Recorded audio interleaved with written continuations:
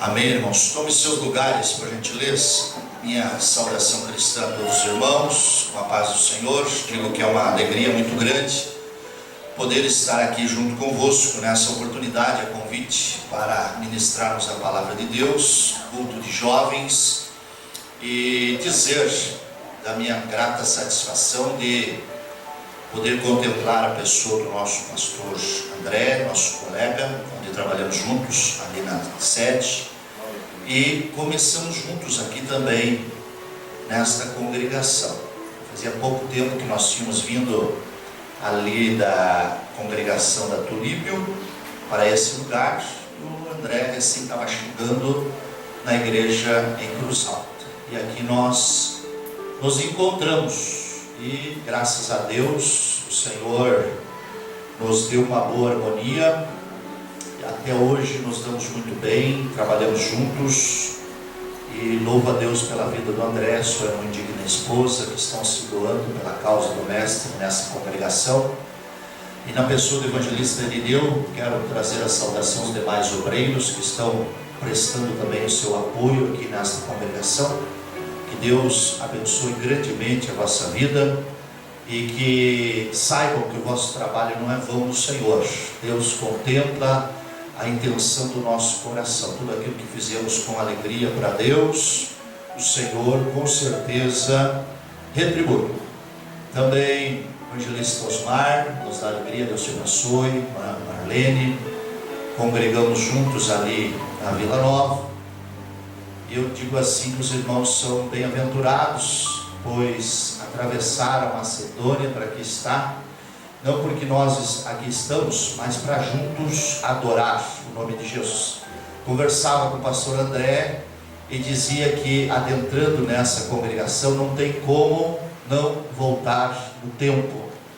Contemplamos aqui rostos novos, pessoas que estão congregando, que não é do nosso tempo aqui nesse lugar, mas nós tivemos um período de tempo onde também contemplamos pessoas, algumas já passaram para a eternidade, outras já não estão mais congregando nesse lugar, mas eu louvo a Deus que a obra é do Senhor, e ela se renova a cada dia, né? Isso é glorioso, quando assim nós contemplamos o agir de Deus nesse sentido.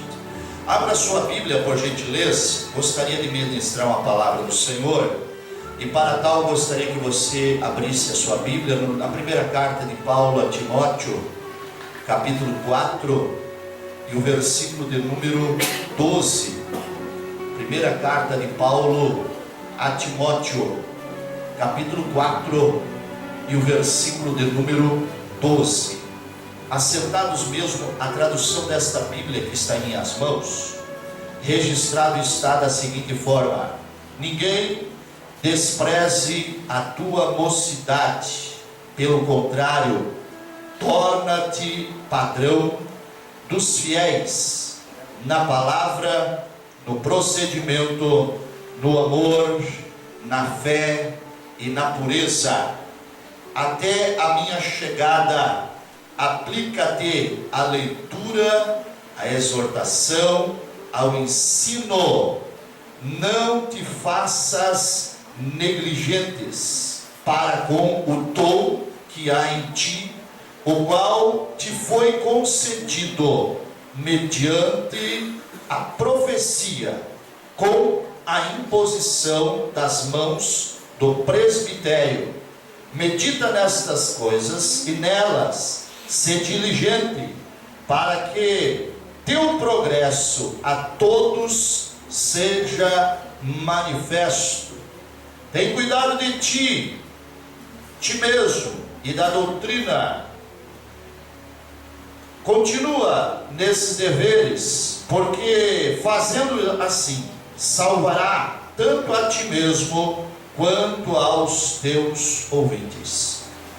A palavra de Deus, prezados, que trago nessa oportunidade, ela fica condicionada basicamente no capítulo 4 de 1 Timóteo e o verso de número 12, aonde Paulo procura, de certa forma, motivar Timóteo a qual assume o compromisso de estar na liderança desta igreja, aonde com certeza enfrentaria grandes obstáculos.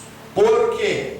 Pela sua juventude, por ser ainda jovem, mas também que a igreja precisava de todas as formas posicionar-se contra as heresias que tentavam adentrar as portas da igreja. E ele, como líder, pairava sobre os seus ombros esse compromisso de manter a igreja no caminho certo. Vivemos, prezados irmãos, momentos em que a igreja já está, pode-se dizer assim, caminhando para o arrebatamento. Mas, mais do que nunca, como obreiros do Senhor, nós temos consciência que, por sabermos que essa hora aproxima-se, o inimigo da nossa alma, ele estará investindo pesadamente para tentar obstruir essa trajetória da igreja. E vemos, prezados, que Deus, pela sua infinita misericórdia, ele tem levantado homens e mulheres que estão se posicionando não para agradar o ser humano, mas para fazer a vontade de Deus. E isso tudo me chama a atenção, porque Deus, ele continua a amparar a sua obra. Quando você lê o livro de Mateus, capítulo de número 16, você se depara com Jesus preocupado em saber o que o povo estava dizendo a seu respeito.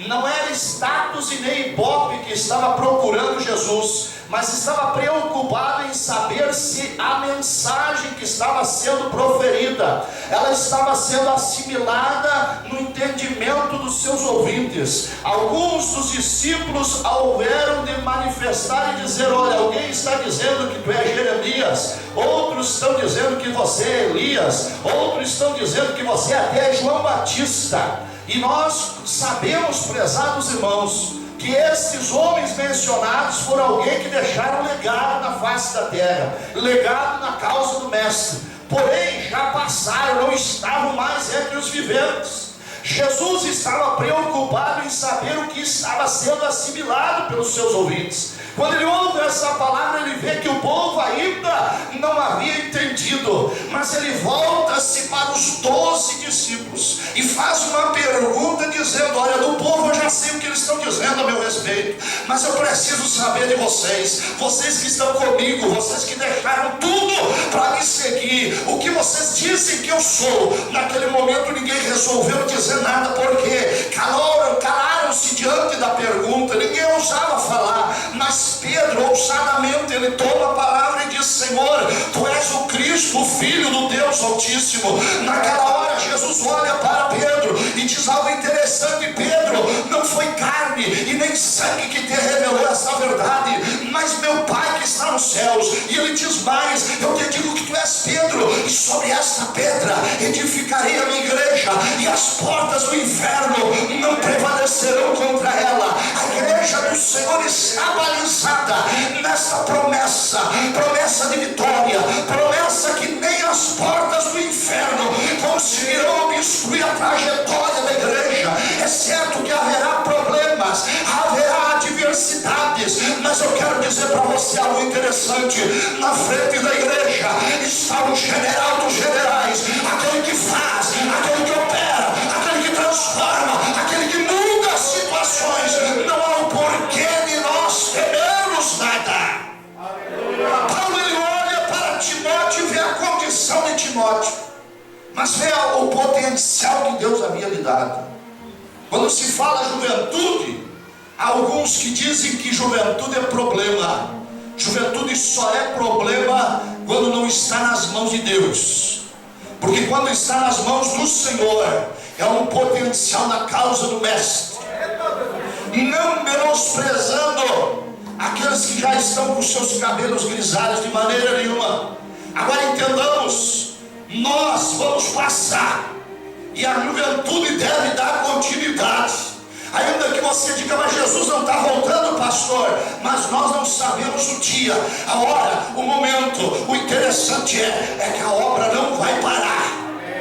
E com isso, prezados, eu vejo que Paulo olha para Timóteo e vê que Timóteo tinha um potencial para ser usado na causa do mestre. Diz: Timóteo, chegou a hora de você estar agora na liderança. Não é mais sendo liderado, você estará tomando decisões, você estará à frente de uma congregação. Você precisará ampará-la, você precisará doutriná-la, você precisará exortá-la na hora certa. Por quê? Porque o inimigo não cessa de tentar infiltrar-se para minar as bases da igreja, mas você tem condição tranquilamente de avançar. E aí Paulo, ele olha e vê que Timóteo, ainda que jovem, mas era alguém disponível, era alguém que estava disponibilizado a fazer alguma coisa pela causa do mestre.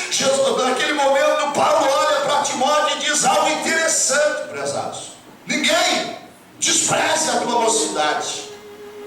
E ele chama a atenção, prezados, que a igreja, volto a dizer, tem um compromisso muito grande com a juventude. Por que muito grande? Porque enquanto esses jovens estiverem aqui dentro cantando, louvando e bendizendo o nome do Senhor, o inimigo das suas almas não terá autonomia para manipulá-los. Porque quando a nossa mente se impregna das coisas de Deus, não há espaço para o inimigo trabalhar na nossa mente. Agora, quando nós não temos nada de Deus e estamos mais voltados às coisas do mundo, nós somos presas fáceis do inimigo da nossa alma. Mas eu louvo a Deus porque esta igreja é uma igreja que está dando espaço e oportunidade para que se levante uma juventude. Ainda que você diga, mas ainda não estamos totalmente preparados. É verdade, Timóteo ainda não estava preparado, mas Paulo olha para ele e diz: olha, Timóteo, uma coisa eu quero dizer para você: ninguém venha desprezar a tua mocidade. Agora entenda uma coisa, irmãos. Capítulo 4, verso 12 dessa carta, Paulo dá as diretrizes necessárias que Timóteo precisaria ter para ninguém desprezar a sua mocidade. E aí algo interessante, irmãos, que Paulo ele inicia dizendo: ninguém despreze a tua mocidade, antes você procura tornar-se padrão dos fiéis. Irmãos, ser crente já não é fácil. Agora, você tornar-se referencial no meio da igreja é algo que é um pouquinho mais difícil. Não é impossível, mas é um pouquinho mais difícil. É um preço maior a ser pago. Por quê? Porque você estará diante dos olhares de toda a congregação. Mas Paulo ele olha para Timóteo e diz algo interessante: você deve tornar-se padrão dos fiéis. E ele cita dizendo: primeiro, você precisa tornar-se padrão do quê? Na palavra. E nesse termo da palavra, nesse texto bíblico, ele tem duas aplicabilidades. Primeiro, Timóteo, ele tinha que ser conhecedor da palavra, porque senão não teria nada para transmitir para os seus ouvintes, visto que ele seria aquele que estaria à frente desse rebanho. Timóteo precisaria ter contato com a palavra. Timóteo precisaria saber manejar a palavra de Deus. Timóteo precisaria ter afinidade com a palavra. E eu me preocupo, irmãos, porque vivemos na época da tecnologia, onde muitos atrativos têm surgido, e que, de certa forma, com todo respeito ao vosso líder, eu não estou aqui para doutrinar ninguém, mas isso é de âmbito geral. Esses atrativos tecnológicos têm invadido a mente dessa juventude, e hoje nós vivemos uma juventude alienada das coisas de Deus. Vivemos pessoas, prezados, que residem dentro de um lar evangélico, e que eu falo com tristeza em dizer isso, não sabe nem sequer fazer uma oração a Deus. E aí pergunto: onde está a intimidade com o Criador?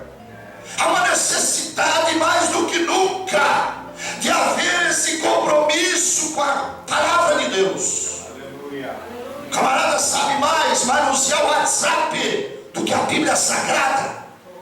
Porque quando chega e diz, olha, nós vamos ler lá no livro de Deuteronômio, o camarada, ele procura lá no livro de Apocalipse, porque ele acha que Deuteronômio era no último livro. Isso aí é algo que chateia-nos, pois como surgirão pregadores da última hora, se a igreja já está respirando o cheiro dos céus? Torna-te padrão, Timóteo, da palavra.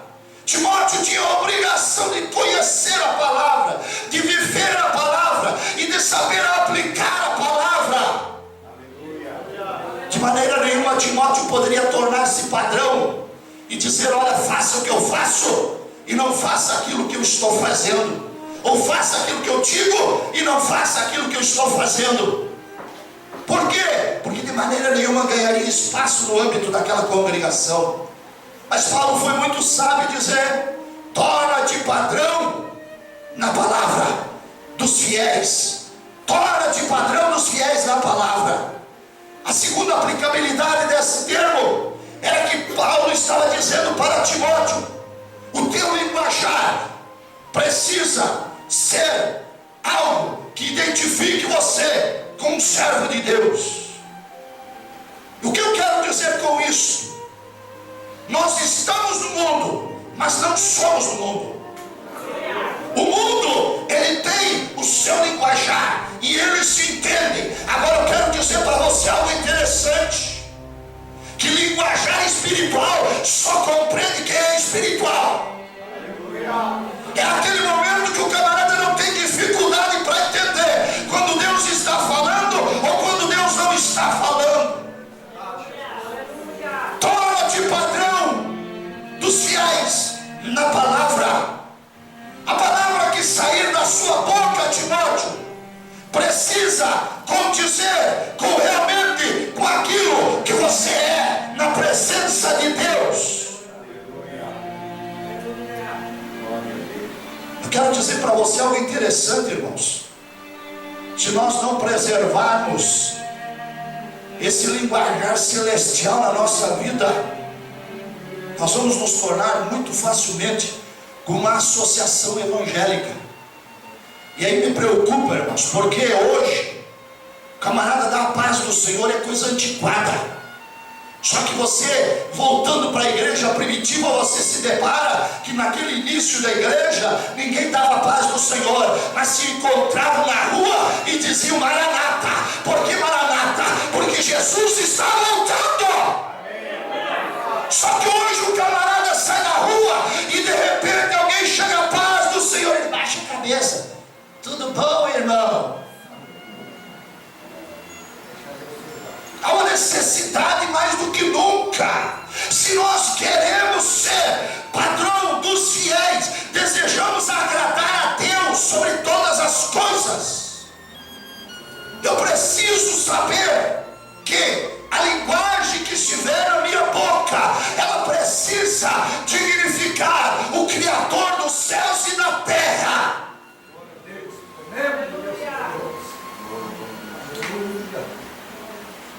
Dentro do WhatsApp, não é feio você colocar e dizer que você é cristão. É honroso, porque ali você se identifica como cristão. No momento que você disser que você é cristão, você está dizendo, eu estou tentando me tornar parecido a Jesus, a Cristo. E Jesus precisa ser expressado pela minha boca também. Então essa questão de linguagem do mundo não serve para aqueles que querem tornar-se padrão dos fiéis. Paulo estava dizendo, olha, de que maneira você estará ganhando os anciões da igreja se você não tiver um linguajar que possa demonstrar que você realmente é um servo de Deus. De maneira nenhuma você será repudiado por eles. Na sequência do texto, nós reparamos que Paulo, ele diz algo interessante. Torna-te padrão dos fiéis no procedimento. E esse procedimento tem uma amplitude muito grande, meus amados. Essa amplitude abrange, começando dentro de casa. Por que dentro de casa? Porque ali todo mundo se conhece. Porque às vezes o camarada assume um púlpito e se transforma. E quem olha diz: mas que bênção! Só que lá em casa ele não consegue ter um procedimento digno de servo de Deus. Não respeita a mãe, não respeita pai, não está preocupado em levantar a voz para aquela pessoa mais idosa, e simplesmente ele quer que o céu se abra na sua vida. Eu quero dizer para você algo interessante, jovem, com temor de Deus, digo isso. Se você quer perpetuar os teus dias na face da terra, honra pai e mãe, porque é esse o mandamento com promessa para a tua vida. E aí você poderá dizer assim: mas meu pai não é crente, minha mãe não é crente, eles não entendem nada, são pessoas que de certa forma não compreendem nada das coisas de Deus. Quero dizer para você: se você almeja um dia e ver eles estarem aqui dentro da tua igreja, onde você congrega, adorando a Deus junto com você, comece a honrá-los lá dentro de casa. Porque um dos grandes entraves do evangelismo, prezados, é o nosso procedimento. Porque às vezes o camarada, com seu mau testemunho, ele expressa que nunca viu Jesus na vida e que nunca teve um conhecimento dele. E aí me chama a atenção, irmãos, que esse procedimento ele vai muito mais além do exterior. Ele brota dentro do nosso coração, porque é de lá que estará saindo, executando as saídas da vida. Quer dizer o que? O meu coração ele precisa estar impregnado de coisas boas. Agora não deixe o inimigo fazer casa no seu coração. Comece a retirar tudo aquilo que não agrada e comece a tornar-te padrão dos fiéis no procedimento. Chama-nos a atenção que Paulo está dizendo: olha, Timóteo, você não pode ser crente só quando entra para dentro da igreja. Você tem que ser crente lá na tua casa, você tem que ser crente na rua, você tem que ser crente lá na escola, você tem que ser crente lá no trabalho, você tem que ser crente 24 horas, porque pastor não te enxerga, o obreiro não enxerga, mas os olhos do Criador estão sobre a sua vida. Quer dizer que você não se esconde dele em lugar nenhum. Então não tem preocupa, procura viver um procedimento digno, onde as pessoas possam enxergar algo de diferente na sua vida. Não estou dizendo que você vai viver dentro de um mosteiro para ser um adorador genuíno do Senhor, mas eu quero dizer que a luz ela precisa brilhar nas trevas. Agora, se ela não brilhar, ela perdeu o objetivo de estar aonde está. Porque se você apagar essas lâmpadas aqui, nenhuma delas funcionar mais, você vai dizer assim: não presta mais, joga fora, porque não tem utilidade, queimou. Aí você vai dizer: Deus faz isso? Não, Deus coloca você e te dá mais uma oportunidade, dizendo: você tem um potencial e ainda estou esperando você tornar-se padrão dos fiéis na terra. Paulo ele segue a trajetória, dando orientação a Timóteo, dizendo: torna-te padrão dos fiéis no amor. E aqui Paulo está falando de um amor ágape, amor divino. Não é o amor carnal, não é o amor entre um homem e uma mulher, mas é um amor que transcende qualquer situação.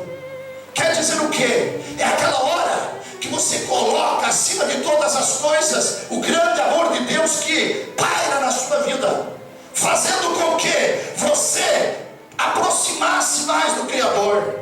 Se olharmos a nossa trajetória, não era para estarmos aqui.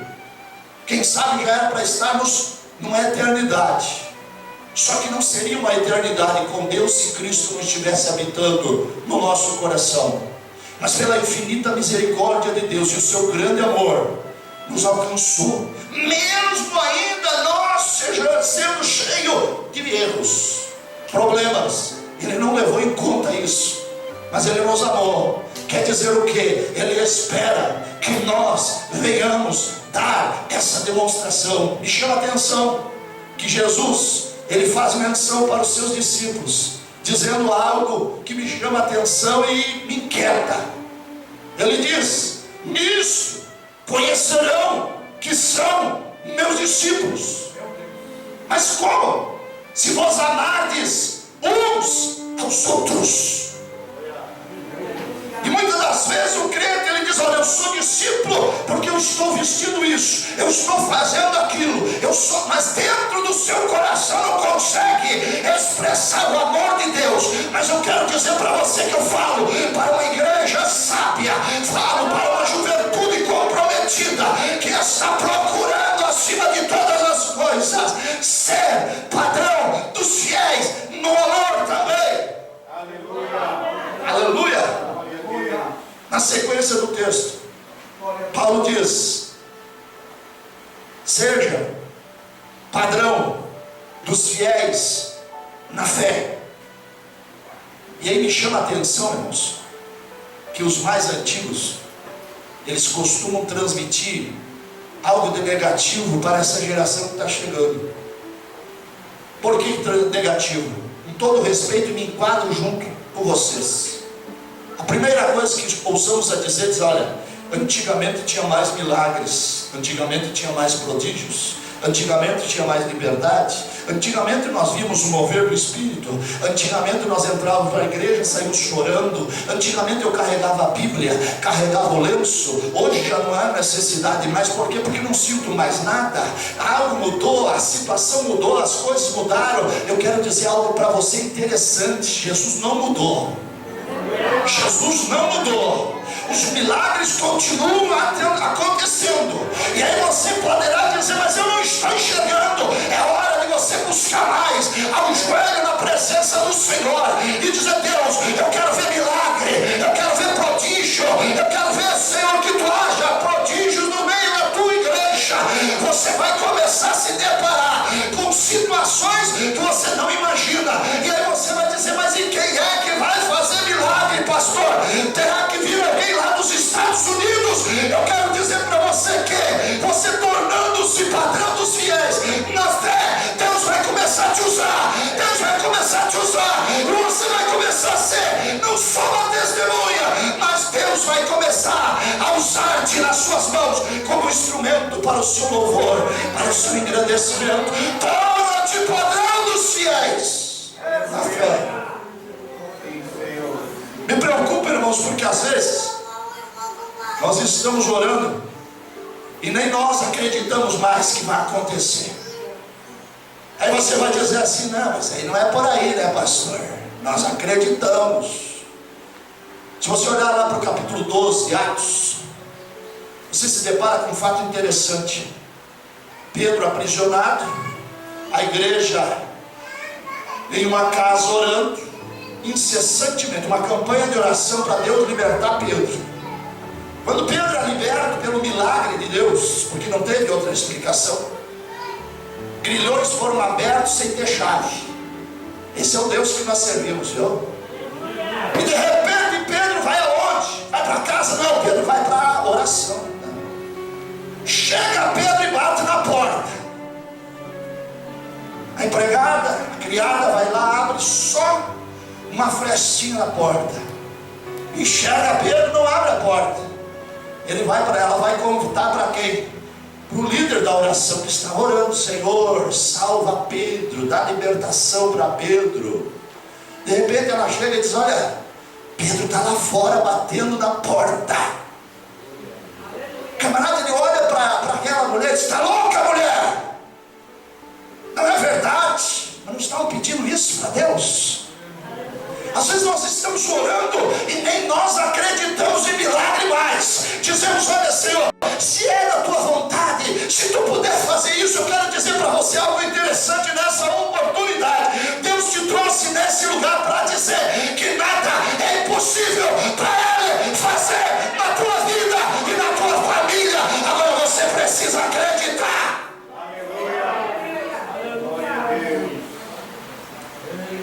Permita, pastor André, usar a sua pessoa. André não era para estar junto conosco. A família dele sabe disso. Foi acometido por uma enfermidade que ainda a própria medicina luta e não consegue vencer. É vencida por essa enfermidade. A igreja orou pela sua vida. Passou por um procedimento, passou, mas não ficou sequela. Ah, mas pastor, foi o remédio que atuou na vida dele. Eu quero dizer para você, sem sombra de dúvida, foi o agir sobrenatural de Deus sobre a sua causa. E aí você poderá dizer, mas então por que permitiu que ele fosse operado? Para ficar a marca e dizer que Deus ainda é Deus e opera milagre. Muitas das vezes nós estamos querendo ensinar Deus a trabalhar. Não queira fazer isso. Simplesmente diga: Deus, opera do jeito que tu quiser. O interessante é o milagre acontecer. Toma de padrão dos fiéis da fé. Paulo estava dizendo para Timóteo: você precisa acreditar, rapaz. Para que acreditar? Para que os outros também acreditem. Porque se você, líder, não acreditar, o que eles vão imaginar? Vão dizer: não vai acontecer, não vai dar. E me preocupa, irmãos, que como crente, muitas das vezes nós só olhamos a circunstância ao nosso redor e nos esquecemos que servimos um Deus que pode todas as coisas. Olhamos para a cidade e dizemos: não tem perspectiva. Agora entenda uma coisa: Deus tem compromisso com aqueles que têm compromisso com eles. O que eu quero dizer com isso, pastor? Eu quero dizer para você que se você ficar nesse propósito de tornar-se padrão dos fiéis na fé, Deus vai abrir porta aonde não tem porta. Ah, mas de que jeito? Não interessa. Para Eliseu ele mandou os corvos levar comida no bico, no pé, não sei. Mas o interessante é que veio a comida para o profeta que estava dentro da dependência de Deus. E aí você vai dizer assim: mas então Deus vai ter que levantar os corvos aqui em Cruz Alta. Se for preciso, vai. Para mostrar que Ele é Deus na tua vida.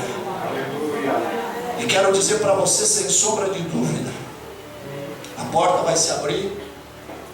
Agora seja sensível a ponto de dizer: foi unicamente Deus que fez isto na minha vida. Porque a primeira coisa que o camarada vai dizer assim: é que o meu currículo é bom. Não, é que eu tenho uma boa influência, tenho muitas pessoas amigas que podem me dar uma mãozinha. Não, é que eu tenho meu nome, o meu sobrenome é um nome influente na sociedade. Eu quero dizer para você que às vezes Deus permite situações na nossa vida onde, humanamente falando, não tem mais opção. Por que, pastor, gosta de ver-nos sofrer? Não, é para mostrar que Ele opera milagre na tua vida. Aí você vai dizer: não estou entendendo. Porque quando chega o momento que o homem resolve, a tua influência resolve, a tua intelectualidade chega, o louvor não sobe na presença de Deus. Mas quando não tem essa opção, aí você diz: só Deus, foi só Ele que operou milagre na minha vida. Não tinha outro, não tinha outro meio, não tinha outra forma. A porta estava fechada, mas Ele abriu. E Ele abriu e eu entrei por ela. Está sendo glorificado na minha vida. Torna-te padrão dos fiéis da fé. Torna-te padrão dos fiéis na fé. E aqui ainda Paulo diz algo interessante: torna-te padrão dos fiéis na pureza. E aí é um compromisso muito grande, irmãos. Quando se fala de pureza, é algo que não pode ter mistura. Quando se fala de pureza, é algo que precisa transcender do que já existe. Quando se fala de pureza, é algo que tem que ser refinado, algo que precisa aparecer. Se você olhar o ouro, quando ele é extraído da jazida, você depara com ele impuro. mas depois que ele passa pelo fogo, a impureza fica, e aí ele se torna poderoso e puríssimo. E aí começa 24 quilates. Aí você diz: esse é puro mesmo, é ouro. Eu quero dizer para você que Deus, Ele permite na nossa vida situações, passamos pelo fogo, para quê? Para nos tornar mais puro na presença de Deus. E o puro é aquele que não se mistura, mas ele simplesmente ele chega ao ponto de dizer: olha, a minha pureza, ela precisa transcender daquilo que já existe. Por quê? Porque Deus habita na minha vida. Paulo estava dizendo para Timóteo: olha, Timóteo, torna-te patrão dos fiéis na pureza. Aleluia. Paulo estava dizendo: olha, rapaz, você tem que ser diferente. E aí é um preço que tem que ser pago. Ah, mas todo mundo faz assim, pastor. Todo mundo age dessa forma. Eu louvo a Deus, irmãos, porque a salvação é individual. Você vai dizer: o pastor é louco, sou louco mesmo. Eu louvo a Deus porque a salvação é individual. Você já parou para analisar se a salvação fosse coletiva? E que você fizesse parte de um grupo que não quer nada com Deus? Que luta terrível! Você ia forcejar de um lado, os camaradas iam puxar para o outro. Mas eu louvo a Deus que Deus faz as coisas perfeitas. A salvação é individual. Cada um de nós vai prestar conta diante do Deus Criador dos céus e da terra. E diante dele não tenho como me desculpar e dizer: olha, Deus, eu tentei, me esforcei, mas não deu. Eu quero dizer para você que naquele dia vai ser descortinado o livro da vida e vai dizer: oportunidade teve, mas você não aproveitou. Você achou que poderia seguir a maioria. Tem muita gente dizendo: a maioria é a voz de Deus. Não é desse jeito também. Se você olhar biblicamente, você vai ver que a minoria também tem uma voz poderosa. Como assim minoria, pastor? É aqueles que procuram agradar a Deus em todos os aspectos. Aleluia. E aí me chama a atenção, já estamos finalizando, as horas se foram, que quando nós queremos nos tornar padrão dos fiéis na pureza, nós não demos desculpa. Como assim desculpa, pastor? Por que você não faz isso, fulano? É porque o meu pastor não deixa. É porque a minha igreja proíbe. Isso não é resposta, irmãos. Você, com toda certeza, não é resposta. Você está colocando dúvida naquela pessoa que está lhe perguntando. Quer dizer que o dia que a igreja deixar, você faz. O dia que o pastor deixar fazer, você vai fazer também. Falta o quê? Falta convicção na sua vida. E convicção é algo tão necessário na nossa vida cristã, prezados. Por que convicção é necessário? Porque eu não carrego a esposa nas costas, ela também não vai me carregar. Os filhos muito menos vão chegar diante de Deus e vão dizer: Senhor, meu pai era da igreja Assembleia de Deus de Cruz Alta. Vai ter acesso? Vai ter carteiraço lá nos céus? Não. Torna-te padrão dos fiéis na pureza. É você dizendo: eu não faço porque eu não quero desagradar o meu Senhor. Aleluia. Meu compromisso é com Ele. Glória a Deus. E me reporto, prezados, a Daniel, dentro da corte de Babilônia, escravo, jovem, a ponto de contemplar os manjares que seriam servidos a ele e os seus companheiros. Porém, ele toma uma resolução de não se contaminar com os manjares do reino. E você vai dizer: mas estava preso, estava distante da família, o seu líder espiritual não enxergava, ninguém ia ver nada, todo mundo está fazendo dessa forma. Às vezes nós estamos dando desculpa para externar algo que está lá dentro do nosso coração. Agora, quando nós temos compromisso com Deus e temos certeza que queremos nos tornar padrão dos fiéis na pureza, nós estamos dizendo: olha, se o fulano vai fazer desse jeito, não interessa, ele vai prestar conta diante do Senhor. O meu compromisso é com o Senhor, Criador dos céus e da terra. O meu compromisso é com Ele. Paulo estava dizendo a Timóteo: você precisa ser diferente, rapaz. Paulo estava dizendo a Timóteo: você tem uma identidade, e essa identidade você não pode perder de maneira nenhuma. Isso me chama a atenção como igreja, que o nosso compromisso está diante do Senhor, e eu preciso me esforçar para agradar Ele, e não viver conforme os ditames desse mundo aqui, que não tem Deus. Eu gostaria de convidá-los a ficarem em pé em nome de Jesus. Timóteo não foi escolhido por padrinhagem, não foi escolhido porque Paulo ganhou ele para Jesus. Timóteo foi escolhido para estar à frente desse trabalho porque Paulo enxergou qualificações na sua vida. Aleluia. Não queira arrombar a porta, mas simplesmente te lance nas mãos do Senhor e diga: Senhor, eis-me aqui, usa-me a mim. Timóteo não pediu para ser, mas Paulo disse: tu vai ser, porque Deus está na tua vida.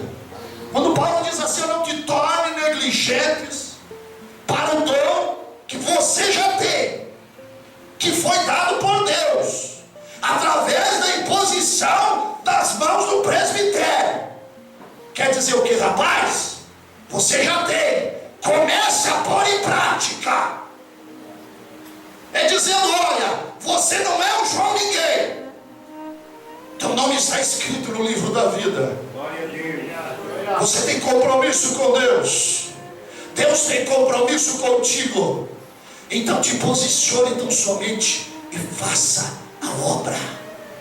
Para quê? Para que através da sua palavra você também venha se salvar você mesmo, mas também aqueles que estarão te ouvindo naquele momento. Irmãos, o nosso compromisso é com Deus.